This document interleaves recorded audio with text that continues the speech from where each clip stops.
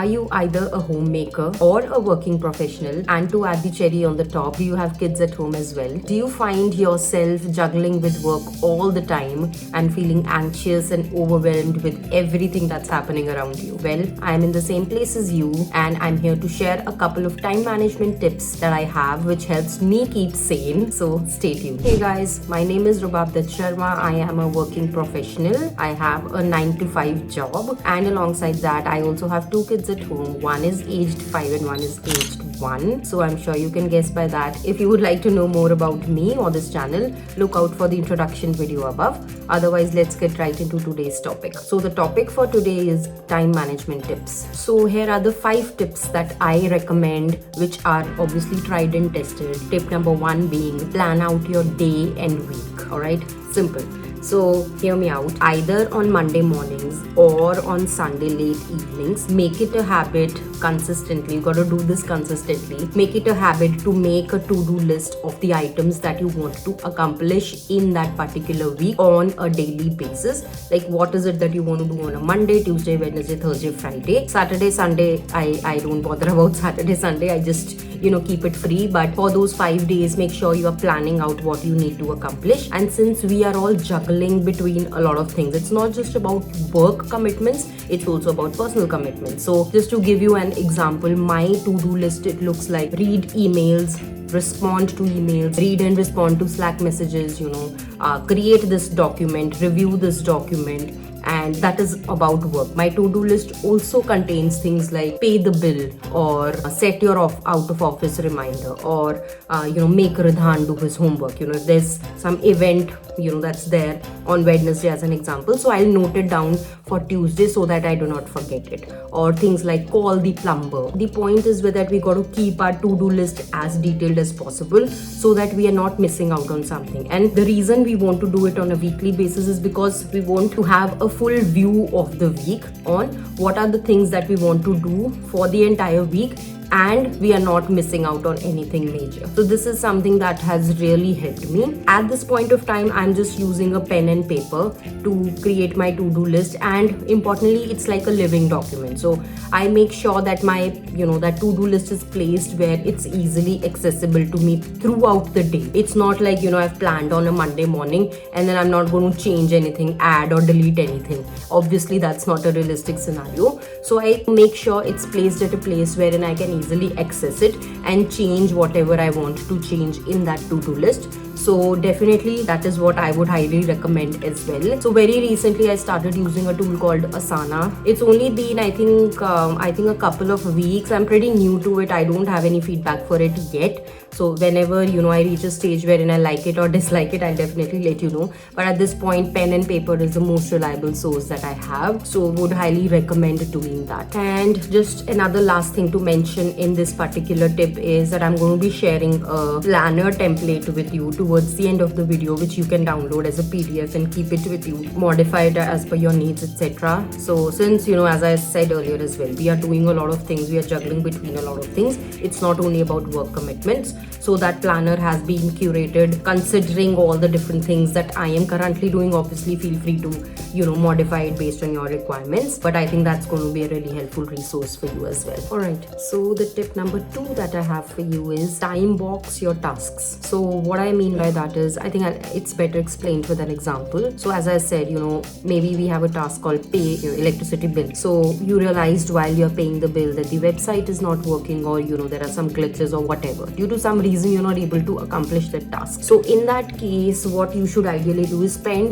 maybe 15 minutes or half an hour at maximum doing that. But if you're not able to do it, move that task to some other day so that you're not blocking the other tasks which were planned for that day. So I think that time boxing is very important. You're not sitting on the task just because it's not getting completed for any XYZ reason. Or if we were to say it in other words, just follow your plan religiously. Time box the tasks so that if you have 5 items planned on that particular day, make sure you are doing at least 4 of them. Obviously 5 is an ideal one, but at least 4 of them is also a good start. So that time boxing concept is going to really help you to follow your plan plan and you having that sense of accomplishment. All right, out of these 5 I have maybe done 4, one I could not do, that's okay. But when you feel that sense of accomplishment, you're going to feel really happy about it, and that's how you're going to consistently keep following all these tasks that you have planned, following your to-do list, respecting your time and stuff like that. So I think time boxing is going to be really helpful. So the tip number 3 that I have for you is plan for future. So what that means is, again I'm going to give an example.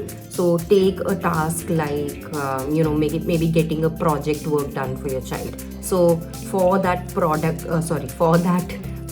work, I'm just so product focused with that. So for that project work, there are multiple things which needs doing. One of them is thinking about what exactly you need to do, like how you're going to, what the end result looks like. Second one is what materials do you need, thinking about that. Third one is availability for those materials. Fourth is buying those materials. Fifth is thinking about where do you need your child to pitch in and what are the things which only you can do. And then maybe after the last step is wherein you're actually going to sit down and get the project done. So if you see, for this one task there are a lot of subtasks. Now when I say plan for future, what that means is divide all these subtasks and do them on different time frames so that you're not overstretching yourself and you are planning for it in future. So for example, maybe next Monday is the submission date for that project. So you want to ideally have these subtasks a week before, so that on the 5 days on the week before the submission, maybe today I am just going to be thinking about what needs doing, and then tomorrow I'm going to go check where am I going to get the materials, and then maybe on Wednesday whatever I can do I will just do it on my own, and then on Thursday I will involve my kid and we'll do it collectively, and then on Friday we will maybe just check it and whatever. So the point here is create those subtasks, divide the big task into multiple subtasks and divide them. But for all of this to happen, you have to plan in future. So you have to know what the end date of submission for things like these is, and then create subtask and backtrace it from there. So this tip has really helped me, because the reason you're watching this video, the reason I am making this video is because we are all short of time, right? So in order to save time, you have to create these smaller chunks and you have to plan of a particular task which is going to happen in future. You have to plan and do it before that, so that you're not missing out on deadline, and most importantly you are not stressing yourself out thinking about, oh my god, what will I do. You're not doing it on Saturday and Sunday of the Monday when it's going to be submitted. So that is why planning for the future is going to be really helpful, and it's personally helped me as well.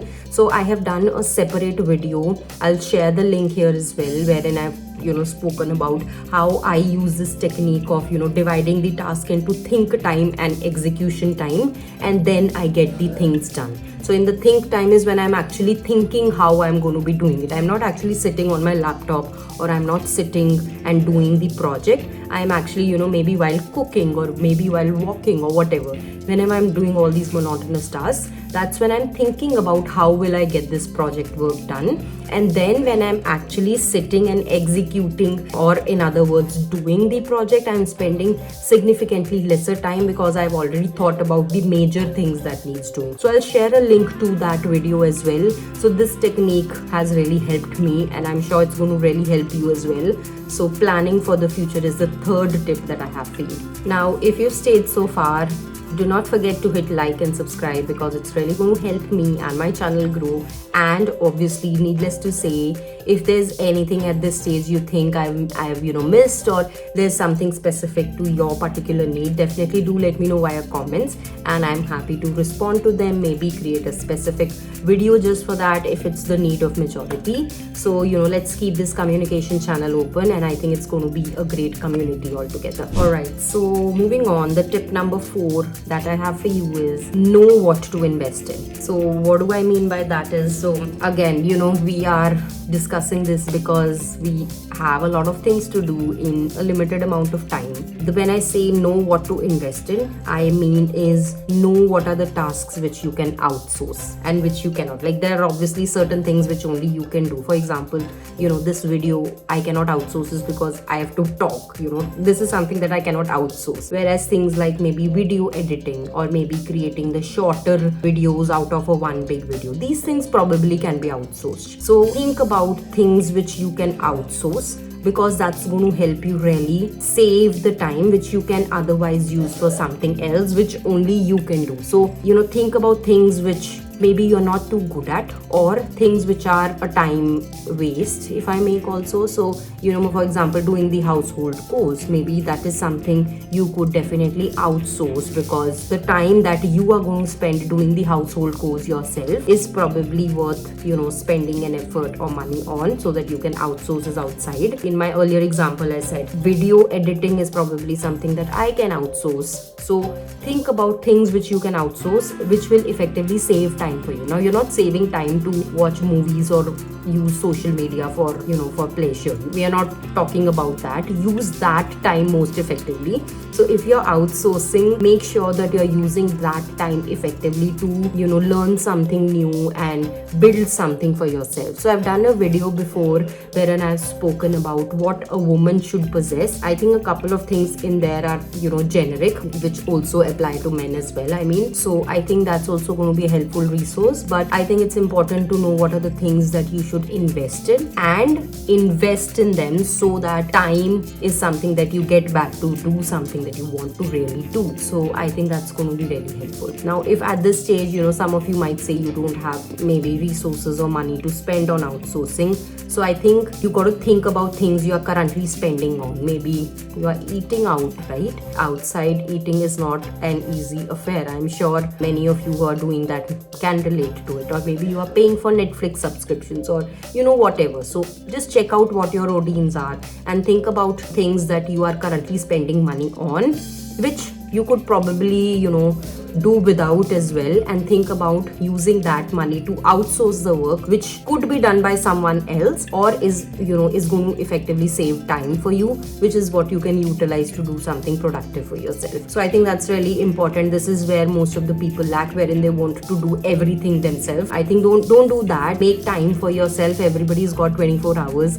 Make sure that you're using your 24 hours in the most effective way. Alright, so the tip number 5 that I have for you is ask for help. So what does that mean is, again, we just have a lot of things to do. And as I said in the earlier one as well, some people tend to think that they have to do everything themselves. So I think that mentality needs to stop, so that you could grow as an individual. Wherever you think you can rely on someone for help, do that. As an example, many a times I am juggling with a lot of things and I ask for help from my husband, and he happily obliges, even if asking help in terms of taking care of children for a smaller amount of time. So I think he happily obliges, and that smaller amount of time makes a huge difference for me. Similarly, I ask my parents for help if I have to go on a professional trip, and I just ask them for help and they are happy to help. It might not be such a big for them, but it's a huge thing for us, because that time that we've got back just because we could spend that on our own personal development is something that is going to be really beneficial for the long run. So do not hesitate, do not shy away from asking for help wherever you need to. You don't need to do everything yourself. If there are people around you, definitely ask for help. There's nothing wrong in that. It's going to be really beneficial when you look at it from a bigger picture, or from a longer vision, if I may say so. So that's something really helpful for me as well. Alright, so that comes to the end. So the 5 time management tips that I've shared are: first, plan your day and week. Second, time box your tasks. Third, plan for the future. Fourth, know what to invest in. And 5, ask for help. So these are all, as I said earlier, these are all tried and tested time management tips which I religiously follow, and it really helps me keep sane, that I'm able to juggle a lot of things that I do on my daily life. So definitely do let me know if this is helpful for you. If not, feel free to comment in there on whatever your particular scenario is, and maybe I'll think about something else from my Pandora's box and share that with you as well. But really hoping that this benefits at least one person out there. So let's keep it as an engaged community over here. It's going to really help me grow on YouTube and allow me to help you. So definitely do that, and do not forget to hit like and subscribe if you've stayed so far. Until then, see you all next week. Bye bye.